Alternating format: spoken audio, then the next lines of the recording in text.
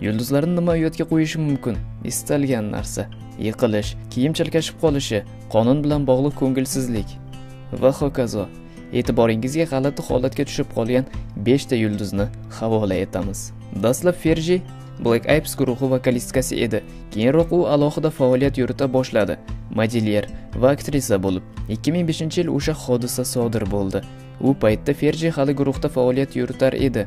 Ular konsertga kechikib kelishdi va Ferji shunchaki hojatxonaga chiqishga ulgurmadi. Qo'shiqlardan birini kuylayotganda qo'shiqchi o'zini boshqara olmay qoldi va u ishtonini qo'llab qo'ydi. 2012-yil Emmy Awards marosimida Sofia Vergara haqiqiy shov-shuvga sabab bo'ldi. Uning kiyim dizayneri ozroq ijod qildi va Sofia uchun juda tor ko'ylak tikdi. Oqibatda Sofiyaning ko'ylagidagi zamok ochilib ketdi va butun dunyo uning yostiqchalarini guvohi bo'ldi. Britney Spears o'zining lol qoldiruvchi chiqishlari bilan shuhrat qozongan. Bu safar Las Vegasda Planeta Gollywood kazinosi mehmonxonasida kuylayotgan vaqtida boshidagi sochlarining bir qismi tushib ketdi. Bundan muxlislar hayratda qolishdi. Britney e'tibor bermaslikka harakat qildi va kuylashda davom etdi. 2014-yil bahorda taniqli reper 50 Cent butun stadion va o'z muxlislari oldida sharmanda bo'ldi.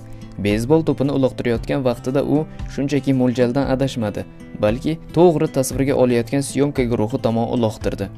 Bir tarafdan shunchaki omadsiz uloqtirish, boshqa tarafdan u buni stadiondagi 180 ming kishi va televizor oldidagi tomoshabinlar ko'z o'ngida amalga oshirdi. Amerikada beysbol qanaqa ahamiyatga egaligi hech kimga sir emas.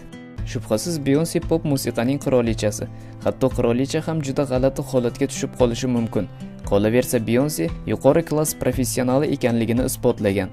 Beyonce o'z karyerasi davomida ko'p marta yiqilgan, lekin uning eng jiddiy yiqilishi Ne turida sodir bo'ldi. U 12 ta zina pog'onasidan pastga quladi. Yaxshiyamki qo'shiqchi hech qanday jarohat olmadi, lekin bu lahzalar juda esda qolarli bo'ldi.